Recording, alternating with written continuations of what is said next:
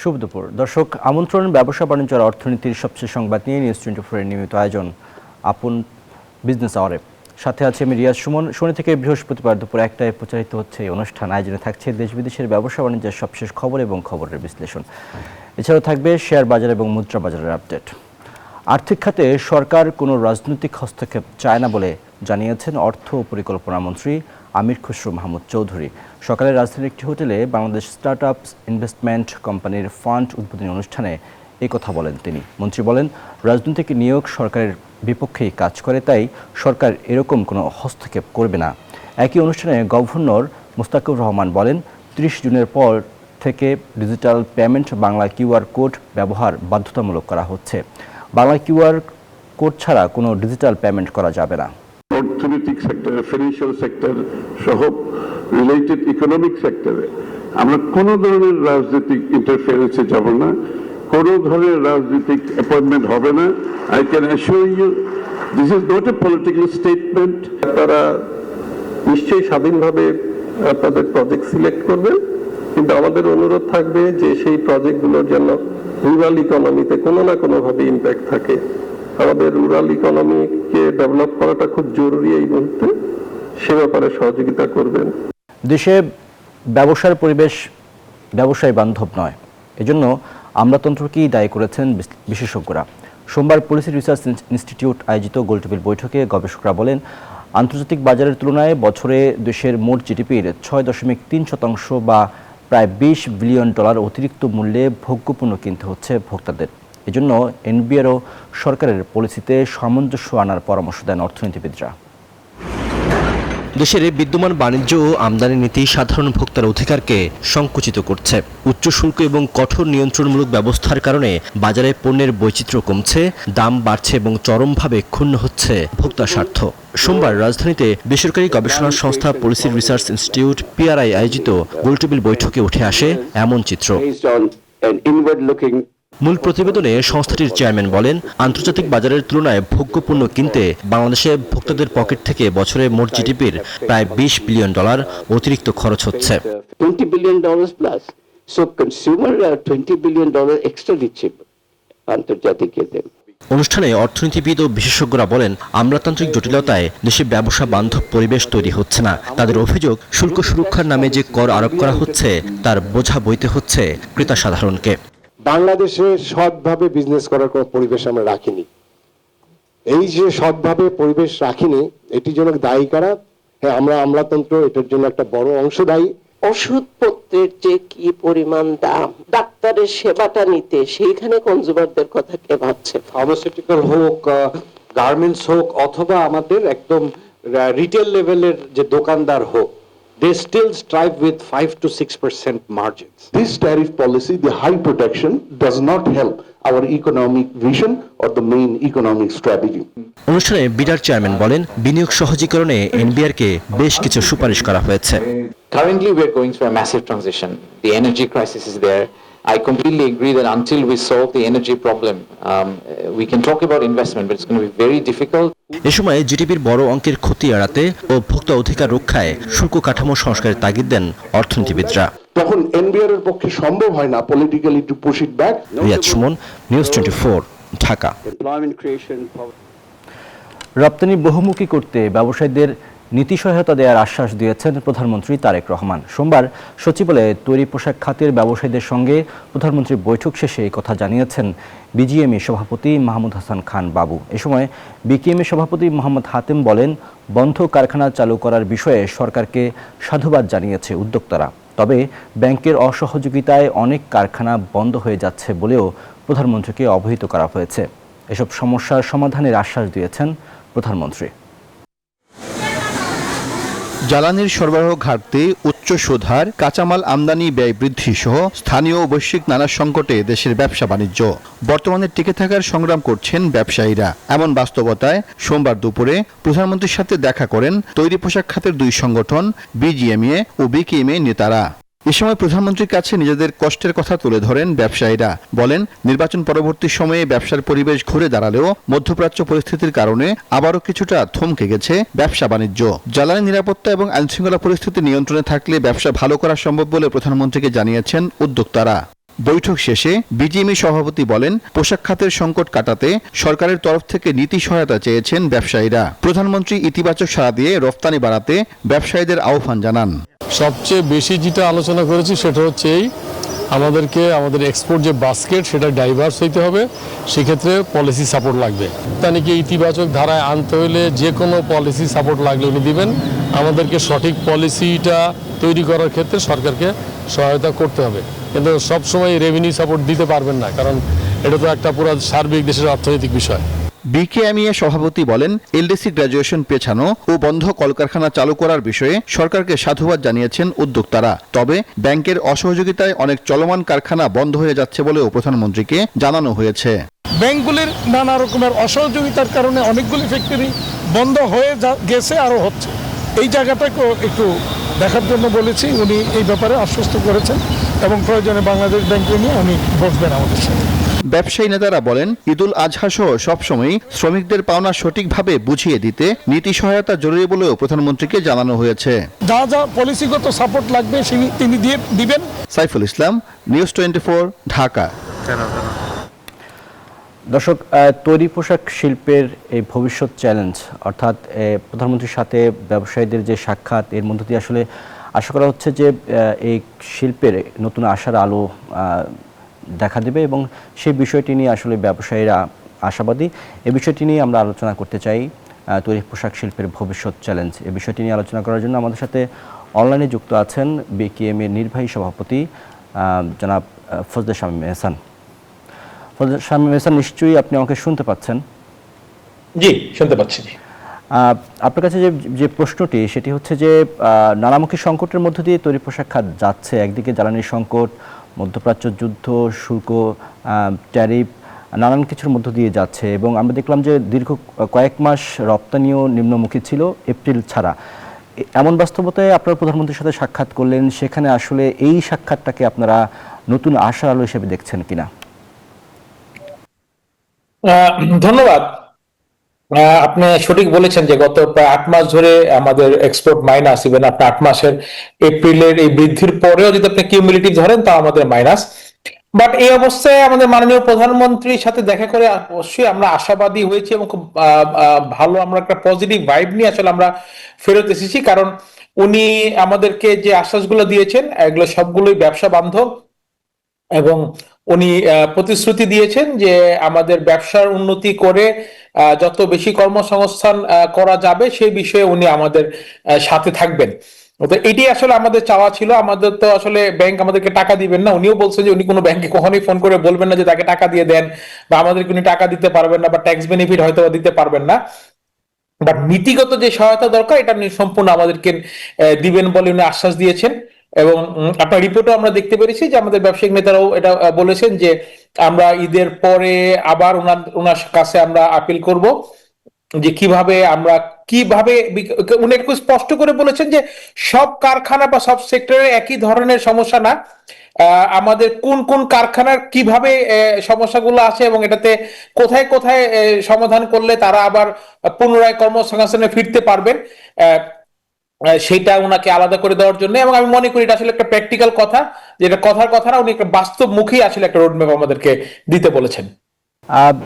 সেখানে তো আপনিও স্বয়ং নিজে ছিলেন, এছাড়া আর কি কি আলোচনা হয়েছে? প্রধানত আমাদের আসলে কারখানাগুলো চালু এবং বর্তমানে যে কারখানাগুলা আমাদের বন্ধ হয়ে যাওয়ার উপক্রম হয়েছে, যে অনেক কারখানায় আসলে এখন তারা ঢুকছে, তারা ভালো করতে পারছে না নানাবিধ সমস্যার কারণে, কারো কাস্টমসের সমস্যা, কারো ব্যাংকিং সমস্যা, কারো পলিসি লেভেলে তাদেরকে মানে ঝামেলা করা হচ্ছে। যেমন আমরা একটা কেমিক্যাল কারখানার কথা বলেছি যে সেখানে পলিসির কারণে আসলে এই কেমিক্যাল ইন্ডাস্ট্রিটা গড়ে উঠতেছে না, একজন প্রায় শত শত কোটি টাকা ইনভেস্ট করে ওনারা চালু। জনাব শামীম, একই সাথে যেটি আমরা দেখলাম যে বিজিএমই সভাপতি বলছিলেন যে প্রধানমন্ত্রী বলেছেন যে রপ্তানি বহুমুখী করতে ব্যবসায়ীদের নীতি সহায়তার আশ্বাস দেওয়া হয়েছে। এই জায়গাটাতে আসলে আপনারা কিভাবে কাজ করতে চান বা কি ধরনের সহযোগিতা চান সরকারের কাছ থেকে? সেটা বলছিলাম যে একটা জিনিস খুব ভালো লেগেছে যে উনি বললেন যে সরকারের যে বন্ধ কারখানাগুলো আছে বা অন্যান্য শিল্পের যে কারখানাগুলো আছে, উনি বললেন যে এগুলা উনি আমাদেরকে ব্যবসায়ীদেরকে দিতে চান, কিন্তু একটা অবশ্যই শর্ত যে যে বিষয় যে কারখানা আছে সেই বিষয় সেটাকে চালাতে হবে। যেমন ধরেন রেশম কারখানা আছে রাজশাহীতে, সেটাকে ওই রেশম শিল্পের জন্যই চালাতে হবে এবং সেটাকে প্রয়োজনে আমরা জয়েন্ট ভেঞ্চার করতে পারি। বাট বাংলাদেশি বিনিয়োগকারীদেরকে উনি উৎসাহিত করেছেন এবং উনি বলেছেন যে এই ধরনের কারখানাগুলোকে নিয়ে এগুলোকে আরো কিভাবে প্রোডাক্টিভিটি বাড়ানো যায়, কিভাবে আরো এক্সপোর্ট ওরিয়েন্টেড গ্লোবাল মার্কেটে কম্পিটিটিভনেস বাড়ানো যায় সেগুলোর দিকে উনি নজর দিতে বলেছেন। তো এবং বিভিন্ন যে কারখানাগুলো সরকারেরও বন্ধ আছে সেগুলো চালুর ব্যাপারে উনি আমাদেরকে উদ্যোগ নিতে বলেছেন। একটা বিষয় তো আপনারা বলে থাকেন যে আপনারা এই বন্ধ কারখানাগুলো চালু করার বিষয়কে যেমন ইতিবাচকভাবে দেখছেন, আবার অন্যদিকে যেই কারখানাগুলো এই মুহূর্তে একেবারে ঝুঁকির মুখে আছে সেগুলো যাতে বন্ধ হয়ে না যায় সেরকম উদ্যোগ নেওয়ার জন্য সরকারের কাছে আপনারা দাবি জানিয়েছেন। সেই বিষয়টি নিয়ে কালকে কথা হয়েছে কিনা প্রধানমন্ত্রীর সাথে? এই ক্ষেত্রে আরেকটা বিষয় যদি আপনি একই সাথে যুক্ত করেন যে বন্ধ কারখানাগুলো চালু করার ক্ষেত্রে চ্যালেঞ্জটি কি আছে সামনে? জি, আমি এটাই বললাম আপনাকে যে আমরা বলেছি যে কারখানাগুলো ঢুকছে আমাদের এখন, সেগুলোকে কিভাবে আর বন্ধ না হয়ে যায়, যে কর্মসংস্থান জারি থাকে। এটা বলার পরে উনি স্পষ্টতই বলেছেন যে আলাদা আলাদা করে দেওয়ার জন্য, কারণ সবাই একই সমস্যা না। কিছু কিছু কারখানার হয়তো বা তাদের ম্যানেজমেন্ট সমস্যা থাকতে পারে, কিছু কিছু কারখানার সরকারের নীতি সহায়তা প্রয়োজন হতে পারে, কিছু কিছু কারখানাতে হয়তো বা ব্যাংকিং একটা সাপোর্ট লাগবে। আমাদেরকে উনি বলেছেন এই কিছু কিছু না বলে, একদম ঠিক এই ওয়ার্ডটাই উনি উচ্চারণ করেছেন যে কিছু কিছু না বলে লিস্ট দেওয়ার জন্য বলেছেন যে কার কি সমস্যা প্রয়োজন উনি টেইলর মেড সমাধান করবেন, যে কোন কারখানাকে কি সাপোর্ট দিলে সেই কারখানা চালু থাকবে, বন্ধ হবে না। উনি সেই পর্যন্ত কাজ করতে রাজি হয়েছেন। আর এর বেশি একজন মাননীয় প্রধানমন্ত্রীর কাছ থেকে আর আমরা কি বা আশা করতে পারি? জনাব শামীম, আরেকটা বিষয় আমরা যতটুকু জানি যে বিজিএম এর পক্ষ থেকে 169 বা 160 এরকম একটি সংখ্যার কারখানাগুলোকে পুনরায় চালু করার জন্য একটি সুপারিশ করা হয়েছে। বিকিএম এর পক্ষ থেকে আপনারা এরকম কোনো সংখ্যা পাঠিয়েছেন কিনা যেগুলো আবারও সচল করার মতো সুযোগ বা অবস্থা আছে? না, আমরা সেটা দেইনি এবং উনি আমাদেরকে বলেছেন স্পষ্ট করে যে ঈদের পরে আলাদা আলাদা করে দিতে, মানে একবারেই সব কারখানা লিস্ট দিতে না, কার কি সমস্যা সেগুলোকে আলাদা আলাদা করে ওনার কাছে মানে তথ্য সহকারে ওনার কাছে সাবমিট করতে বলেছে। আমরা আশা করি ঈদের পরে আমরা এটা ইনশাআল্লাহ সাবমিট করতে পারবো। কোন কারখানাগুলোকে সচল করা উচিত বলে আপনি মনে করেন? কারণ অনেকে তো আসলে ইচ্ছাকৃতভাবে বন্ধ হয়ে গেছে বা অনেকে বন্ধ হয়ে যাওয়ার মতো অবস্থা ছিল। কোন কোন বিষয়গুলোকে মানে আমলে নিয়ে আসলে সেগুলোকে আবারও সচল করার পক্ষে আপনার অবস্থান? একদম কোশ্চেনটা খুব সঠিক হয়েছে। আমার অবস্থান, আমি কিন্তু আসলে এই জায়গাতে আমি ব্যক্তিগত মতামতটা দিচ্ছি, কারণ আমরা সব মালিকরা একসাথে বসে আলাপ করতে পারিনি। আমার ব্যক্তিগত মতামত হলো যে এখানে দুই রকম কারখানা, একটা হলো যে রাজনৈতিক ডামাদোলে পরে বন্ধ হয়ে গিয়েছে, 5ই আগস্ট আগুনে পুড়ে গেছে ফ্যাক্টরি এমনও আছে, তো তাদেরকে ধরেন আমি মনে করি চালু করা উচিত, কারণ তাদের শ্রমিকদের কোনো দোষ নেই। কিছু কিছু আছে যে পলিসি কারণে যে কাস্টমস যে বেআইনি ভাবে তাকে 200 কোটি টাকা একটা ক্লেম করে দিয়েছে, বেচারা আর ব্যাক টু ব্যাক করতে পারেন নাই, ওনার ফ্যাক্টরি বন্ধ হয়ে গেছে, এগুলোকে চালু করা উচিত। বা যারা ব্যাংকের টাকা লুটপাট করে নিয়ে গেছে, যে ওনারা ব্যাংকের টাকা মারার জন্য কম দামে কাজ করে লস করেছেন বা ব্যাংকের টাকা নিয়ে ওনারা অন্যান্য খাতে খরচ করেছেন, আমি মনে করি তাদের মানে আমি ব্যক্তিগতভাবে মনে করি তাদের বিরুদ্ধে আসলে শাস্তিমূলক ব্যবস্থা নেওয়া উচিত, যেন ভবিষ্যতে ব্যবসায়ীরা এই ধরনের লুটতরাজ করতে আর সাহস না পায়। তাদেরকে আসলে এই মানে এইভাবে তাদেরকে আরো সুযোগ দেওয়ার কোনো মানে নেই, তাহলে তো এই খারাপ সংস্কৃতি থেকে আমরা বের হতে পারবো না। যারা সরকারি কারণে পরিস্থিতির কারণে বন্ধ হয়েছে তাদেরটা আলাদা, কিন্তু যারা মানে স্বেচ্ছায় লুটপাট করেছে বা বায়ারদেরকে টাকা দিয়ে দিয়ে লস করেছে তাদের ব্যাপারে আমার মনে হয় একটু ডিফারেন্ট চিন্তা ভাবনা সরকারের থাকা উচিত। বিকিএমের প্রেসিডেন্ট যেটা বলছিলেন যে ব্যাংকের অসহযোগিতার কারণে অনেক কারখানা বন্ধ হয়ে গেছে, এই ক্ষেত্রে আসলে ব্যাংকের যেই অসহযোগিতা এটা যদি একটু ব্যাখ্যা করতেন, আসলে এটা কেমন ছিল? দেখেন, এটা আসলে একটু বিস্তারিত বলি আপনাকে, যে ব্যাংকের অসহযোগিতা মানে কি, যে 5ই আগস্টের পরে ব্যাংকগুলার যে ফাঁকা ভিতরে যে ব্যাংকগুলো যে লুটপাট হয়ে গেছে সেটা প্রকাশ পেতে থাকে, ফলে ব্যাংকগুলা কিছুটা আইনি কাঠামোর মধ্যে ফেরত আসে। এখন আইনি কাঠামোর মধ্যে ফেরত আসার কারণে তাদের সক্ষমতা কমে যায়, ফলে তারা আমাদেরকে যে সাপোর্টটা দেয় সবসময় সেই সাপোর্টটা দিতে পারে নাই। তো এইটা আসলে আমাদের জন্য একটা বড় ভয়ঙ্কর অবস্থা দেখা দেয়। জি, একই সাথে আপনার কাছে আরেকটি প্রশ্ন, সেটি হচ্ছে যে মধ্যপ্রাচ্য যুদ্ধ এখন সেই যুদ্ধ পরিস্থিতির মধ্যে আসলে জ্বালানি সংকট তো আছেই, এই জায়গাটাতে আসলে আরো কি চ্যালেঞ্জ আছে, এই বিষয়টাও একটু যুক্ত করবেন আপনি এর সাথে? আচ্ছা, আমি যেটা বলছিলাম যে এখন দেখা গেল যে ব্যাংকের যে সক্ষমতাটা না থাকার কারণে তারা আমাদেরকে সাপোর্ট দিতে পারে নাই। সাপোর্টটা কি এরকম, ধরেন ঈদের আগে দেখা গেল যে আমার একটা পেমেন্ট হয়তো বা ঈদের 4 দিন পরে আসবে বা 5 দিন পরে আসবে, কিন্তু ঈদের আগে আমি টাকাটা না পেলে আমার এখানে একটা শ্রমিক অসন্তোষ দেখা দিবে। দেখা গেল যে ব্যাংক তখন বললো যে সরি আমি এটা দিতে পারছি না, কারণ আমার কাছে সামর্থ্য নেই, আমি আপনাকে আইনের বাইরে গিয়ে কোনো সাপোর্ট দিব না। তো এই যে এই জায়গাগুলোতে আসলে আমাদের এই ব্যাংকিং সাপোর্ট নেওয়া পাওয়ার না, কারণ দেখা গেছে অনেক কারখানা আমাদের তখন বন্ধ হয়ে গিয়েছে বা তারা ব্যাক টু ব্যাক করতে পারে নাই, সময় মতন ব্যাক টু ব্যাক করতে পারে নাই, কারণ বায়ারের পেমেন্ট দিতে দেরি করতেছে। আগে যেটা হতো যে বায়ার সাপোর্ট দিত এবং ব্যাংক সাপোর্ট দিত এবং আমাদেরকে ব্যাক টু ব্যাক এলসি খুলে দিত, পরের পেমেন্টটা আসার পরে ওরা অ্যাডজাস্ট করতেন। কিন্তু ব্যাংক দেখা গেল যে 5 আগস্টের পরে এগুলো করতে পারেন নাই। এই ধরনের অসুবিধার কারণে অনেক রানিং ভালো ফ্যাক্টরি আসলে বন্ধ হয়ে গিয়েছে। আপনি যেটা বলছিলেন যে আগামী ঈদুল আজহাকে সামনে রেখে সহায়তা চেয়েছেন যাতে শ্রমিক এবং কর্মচারীদের বেতন ভাতা ঈদুল ফিতরের মতো দিতে পারেন, এই বিষয়টা নিয়ে আপনারা একটু বলবেন যে আসলে কেমন সহযোগিতা চান? না, আমার জানা মতে কালকে বিকিমের মিটিং আমি ছিলাম, ঈদুল আজহা নিয়ে আমরা কোনো সহযোগিতা সরকারের কাছে গতকাল আমরা চাই নাই বা আমরা এই বিষয়ে কোনো আলাপ আলোচনা করি নাই। কারণ আমাদের যে পাওনা টাকা, আমরা সবসময় বলি যে আমাদের যে পাওনা টাকা থাকে সরকারের কাছে প্রণোদনার, যেটা আমরা আগেই সুতাতে বেশি দাম দিয়ে দিই, সেই টাকাগুলো আমরা পেলেই আমাদের সমাধান আমরা বেশিরভাগ মানুষই করতে পারে। বাকিটা যেটা আমরা বলি সবসময় যে ব্যাংকের একটু, যেটা আপনাকে বলছিলাম যে ব্যাংকের একটু সহনীয় ভাবে ঈদটাকে হ্যান্ডেল করা, একটু আইনের বাইরে যাদের সামর্থ্য আছে যে 1 মাস পরে ফেরত দিতে পারবে তাদেরকে কিছুটা সাপোর্ট দেওয়া, এই ধরনের সাপোর্ট পেলেই আমাদের আসলে আমাদের আসলে আমরা দাবি থাকে, এখানে সরকারের কাছে আসলে আমাদের চাওয়ার কিছু থাকে না। এবারে ঈদে কি এরকম আপনাদের প্রয়োজন আছে কিনা এই বিষয়টা যদি বলেন। একটা তো আমাদের বিজনেসের অবস্থা খুবই খারাপ, সেটা তো আমরা সবাই জানি, বিশেষ করে মধ্যপ্রাচ্য যুদ্ধের কারণে আমাদের গুডসগুলো পৌঁছাতে দেরি হচ্ছে, আমাদের এই কারণে ক্র্যাশ ক্রাইসিস হয়ে গেছে, ক্যাপিটাল ড্রেন আউট হয়ে গেছে। বাট তারপরে আমরা এই ঈদে সরকারের কাছে এই ধরনের কোনো সাপোর্ট চাচ্ছি না। জি, আপনার কাছে আলোচনার শেষের দিকে চলে এসেছি। আপনার কাছে আরেকটি প্রশ্ন রাখতে চাই, সেটি হচ্ছে যে সামনে তো বাজেট আসছে, সেই বাজেটে আমরা শুনতে পাচ্ছি যে কর ছাড় তুলে দিতে পারে। এই জায়গাটাতে আসলে যদি হয় আপনারা ব্যবসায়ীরা কতটা ঝুঁকিতে পড়বেন বা পড়ার সংখ্যা দেখছেন? এখানে দুইটা বিষয়, একটা হলো যে সরকার, যে সরকারই থাকুক না কেন, রাষ্ট্র যখন তার বাজেটের মাধ্যমে কোনো লং টার্ম প্ল্যান আমাদেরকে দেয়, আমরা কিন্তু সেই অনুযায়ী কাজ করি। ফলে আমাদের ট্যাক্সেশন রেবিট বলেন বা যাই বলেন, এটা যে লং টার্ম হয় এবং অতীতে যেটা নাকি আমাদের দীর্ঘ সময়ের জন্য 5 বছর মেয়াদি বা 7 বছর মেয়াদি যে ঘোষণাগুলো দেওয়া ছিল, সেগুলো যেন মাঝপথে ক্যান্সেল করা না হয়, তাহলে আসলে বিদেশি বিনিয়োগকারীরা সরকারের উপর আস্থা হারাবে যে এই সরকার বদলে আবার নতুন কি আসবে। ফলে এই দেশে বিনিয়োগের উপরে ব্যবসায়ীদের এবং বিদেশি বিনিয়োগকারীদের আস্থা চলে যাবে। ফলে এটা হলো আমার প্রথম কথা, যে আপনি কোনো মতেই লং টার্ম যে ট্যাক্সেশন আমাদেরকে যে গাইডলাইন দেওয়া আছে সেগুলো যেন চেঞ্জ না হয়। নাম্বার 2 হলো যে আপনি আমার থেকে ট্যাক্স কত নেবেন সেটা আলোচনার মাধ্যমে ঠিক করেন, বেশি নেন, আমাদের দেশের জন্য যদি ট্যাক্স বেশি লাগে আমি দিব, কিন্তু অন্যায়ভাবে কোনো ট্যাক্স আমার থেকে আদায় করা যাবে না। আমার কাছ থেকে ডাকাতি করে, আমি আবার কথাটা বলছি, আমার কাছ থেকে ডাকাতি করে হাইজ্যাক করে টাকা নেওয়া যাবে না, সেটা বন্ধ করতে হবে। আমার কাছে যেটা পাওনা, সত্যিকারে পাওনা, সেটাই নিতে হবে।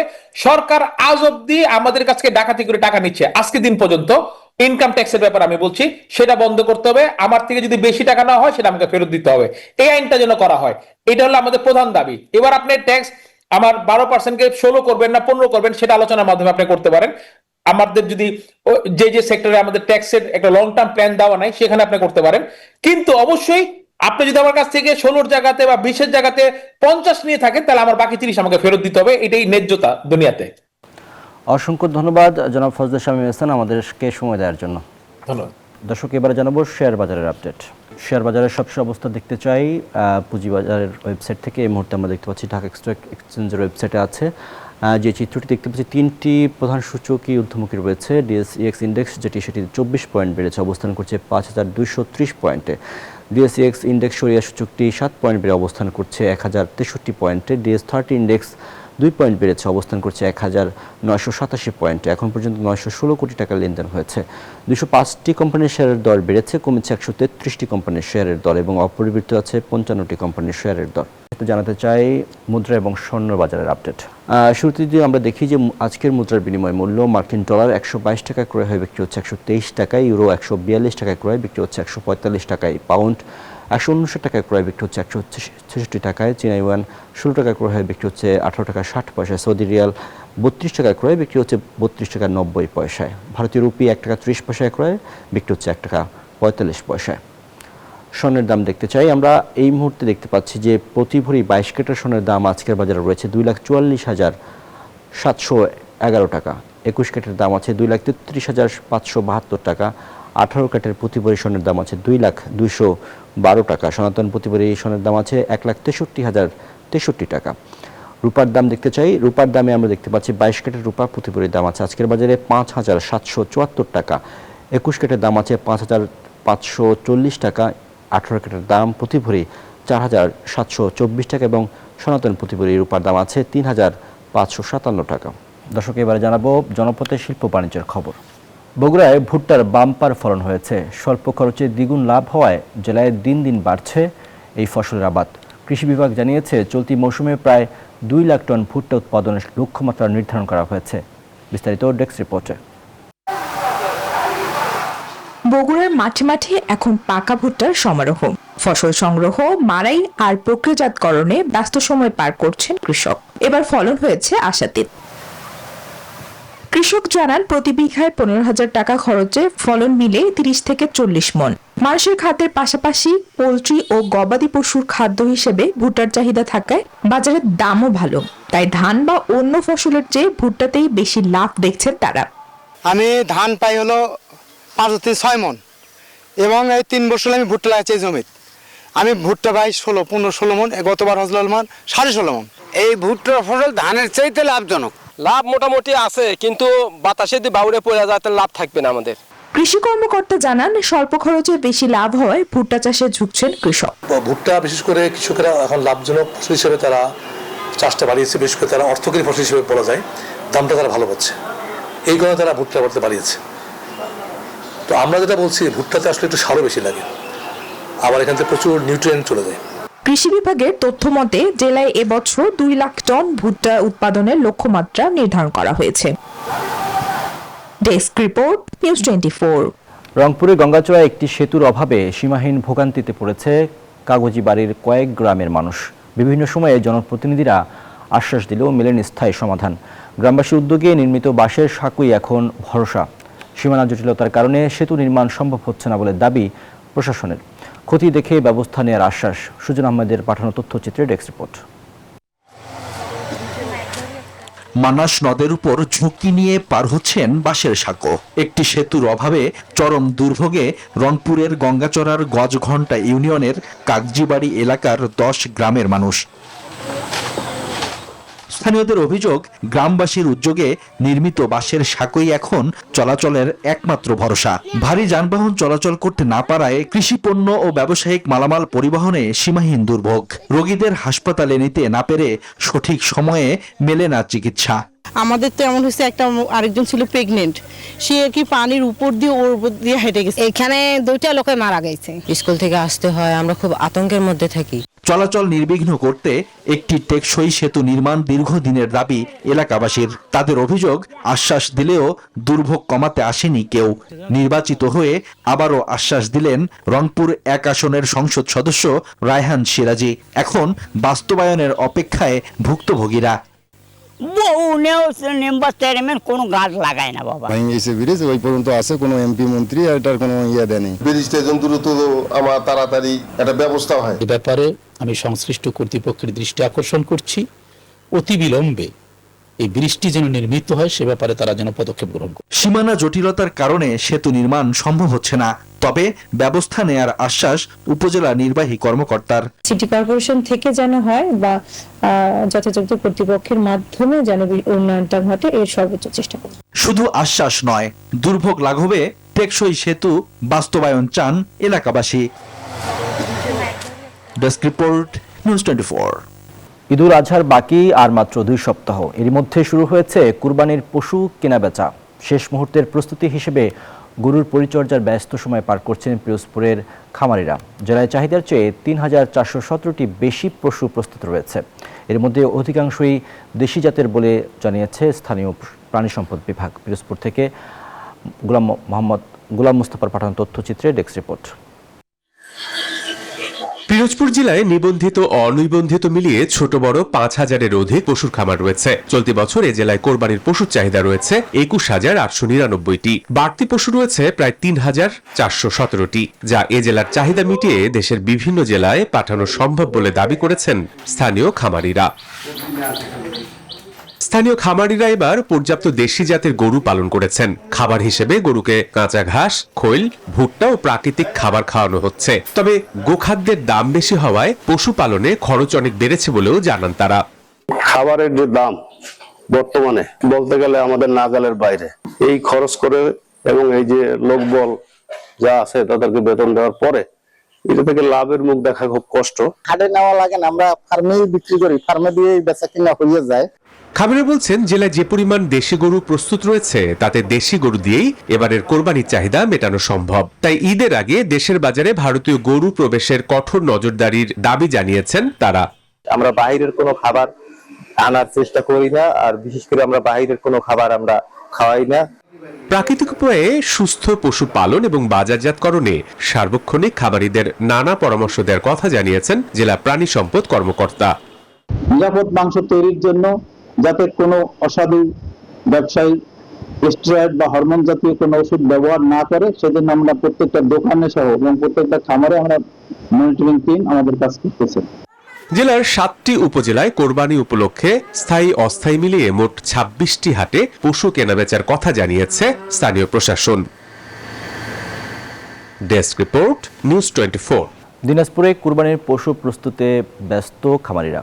তবে খাবারের দাম বৃদ্ধি সহ অন্যান্য পরিচর্যার খরচ বেড়ে যাওয়ায় কিছুটা দুশ্চিন্তায় তারা। আমদানি সহ অবৈধ পথে যাতে গরু না ঢুকতে পারে সেজন্য সজাগ থাকতে সরকারের প্রতি আহ্বান জানিয়েছেন খামারিরা। এদিকে জেলা প্রাণী সম্পদ কার্যালয় থেকে খামারিদের নিরাপদ উপায়ে পশু লালন পালন সহ কারিগরি সহায়তা প্রদান করে যাচ্ছে। দিনাজপুর প্রতিনিধি ফখরুল হাসান পলাশের তথ্যচিত্রে ডেস্ক রিপোর্ট। দিনাজপুরে কোরবানির পশু হাটে তুলতে শেষ মুহূর্তের ব্যস্ততায় খামারিরা। ঈদুল আজহাকে সামনে রেখে ব্যস্ত সময় পার করছেন তারা। চলছে গরুর বিশেষ পরিচর্যা। ক্রেতারাও খামারে এসে গরু দেখে দাম দর করছেন। খামারিরা বিভিন্ন আকার ও দামের গরু প্রস্তুত রেখেছেন ক্রেতাদের জন্য। গোখাদ্যের দাম বৃদ্ধি, ওষুধ ও পরিচর্যার বাড়তি খরচে কিছুটা দুশ্চিন্তায় রয়েছেন খামারিরা। আশানুরূপ দাম পাওয়া নিয়েও শঙ্কায় তারা। এছাড়া ভারতীয় গরু চোরাচালান রুখতে সরকারের কঠোর নজরদারির দাবি জানান খামারিরা। বুঝতে তো ভালোই লাগে, কিন্তু যে গরুর যে খাবারের দাম, আসলে আমাদের গরু খাবার দাবার কারণে আমাদের গরু পোষায় না। মূলত যদি খাবার দামটা সচরাচর কম থাকে তবে অনেক উদ্যোক্তা আরো তৈরি হবে আমার মতো। ইন্ডিয়ান গরু যদি ঢুকে তাহলে তো আমাদের অনেক ক্ষতি হবে। খামারিদের প্রয়োজনীয় সহায়তা দেওয়ার পাশাপাশি গরু চোরাচালান রুখতে প্রশাসনের সাথে একাধিকবার বৈঠক করার কথা জানান স্থানীয় প্রাণী সম্পদ কর্মকর্তা। অবৈধ পথে যাতে না ঢুকে সে কারণে আমাদের অধিদপ্তর থেকে কঠোর নির্দেশনা জারি করেছেন এবং আমাদেরকে অ্যালার্ট থাকতে বলেছে, যাতে আমরা প্রশাসনের সাথে সমন্বয় করে তাৎক্ষণিক তাদেরকে মোবাইল কোর্টের আন্ডারে আনতে পারি। দিনাজপুরে 13টি উপজেলায় কোরবানির জন্য প্রস্তুত রয়েছে 4,26,523 পশু। আর এই জেলায় মোট পশুর চাহিদা রয়েছে 2,73,262টি। Desk report, news 24। গোপালগঞ্জে বাঙ্গির দাম বেশ কম, পাইকারদের আনাগোনা নেই বললেই চলে। এতে লোকসানের মুখে পড়েছেন কৃষকরা। উঠছে না উৎপাদন খরচও, আবার বৈরী আবহাওয়ায় খেতেই নষ্ট হচ্ছে ফসল। ফলে ধার দেনা সুদের দুশ্চিন্তায় দিন কাটাচ্ছেন কৃষকরা। সামিউল আলমের পাঠানো তথ্যচিত্রে বিস্তারিত ডেস্ক রিপোর্টে। গোপালগঞ্জের কোটালীপাড়া উপজেলা কলাবাড়ি গ্রামের নারায়ণ বিশ্বাস ও রেখা বিশ্বাস দম্পতি গত বছর লাভ হওয়ায় এবছরও আশায় বুক বেঁধেছিলেন। তবে এবার তাদের হতাশ করেছে বাঙ্গি। শুধু নারায়ণ ও রেখা দম্পতিই নয়, এমন অবস্থা হিজলবাড়ি, কুমুরিয়া, বুর্গিয়া, কালীগঞ্জ, কলাবাড়ি, রাজাগঞ্জ, ডুমরাসুর, সরাবাড়ি গ্রামের অসংখ্য কৃষকের। মৌসুমের শুরুতেই ধার দেনা আর লোন নিয়ে বাঙ্গি চাষ করেন এ এলাকার কৃষকরা। যে ফসলের উৎপাদন হয়েছে তা বিক্রি করে লাভের আশা দেখেছিলেন তারা। গত এক বছর 100 বাঙ্গি 10,000 টাকায় বিক্রি করলেও এবার দাম কমে দাঁড়িয়েছে মাত্র 2,500 থেকে 3,000 টাকায়। গত কয়েকদিনের টানা বৃষ্টিতে মাঠের অধিকাংশ ফসল নষ্ট হয়েছে। কৃষকের অভিযোগ, আগামী দুর্যোগের বার্তা তাদের কাছে পৌঁছে দেয়নি মাঠ পর্যায়ের কৃষি কর্মকর্তারা। এবছর প্রথমে দাম ভালোই ছিল, এখন দাম খুব কম। এক জমি 20,000 টাকা বন্ধক রাখা, সেই জমিতে আরো 10,000 খরচ, এই টাকা আমার 10,000 টাকাই উঠবে না। ভরা মৌসুম বাজার চলতেছে, বিভিন্ন এলাকার পাইকার আগে যেভাবে আসছে এবছর সেভাবে আসতেছে না। এবার হলো 4,3500, 2,000 টাকা সহ কৃষক কোনো টাকা পাবে না, অর্ধেকের 3 ভাগের 1 ভাগ টাকা পাবে না। ক্ষতিগ্রস্ত কৃষককে ন্যায্য মূল্য পাওয়ার পদক্ষেপ নিচ্ছেন বলে দাবি কৃষি অফিসের। হঠাৎ করে অতিমাত্রায় বৃষ্টি হয়েছে, তাই হলে কোনো জায়গায় কৃষকরা কিছু ক্ষতিগ্রস্ত হয়েছে। মাঠে যদি কোনো কৃষক ক্ষতিগ্রস্ত হয়ে থাকেন তাদেরকে পরামর্শ দেওয়া হবে এবং হচ্ছে যে যেন তারা ন্যায্য মূল্যটা পান, এই বিষয়ে আমরা পদক্ষেপ নেওয়ার চেষ্টা করছি। এবছর জেলায় 327 হেক্টর জমিতে বাঙ্গির আবাদ হয়েছে। লোকসান কমাতে দ্রুত বাজার ব্যবস্থার উন্নতি সহ বিভিন্ন পদক্ষেপ গ্রহণ করবে কৃষি বিভাগ, এমনটি প্রত্যাশা কৃষকদের। Desk report, news 24। দর্শক, এবারে জানাবো বিশ্ব বাণিজ্যের খবর।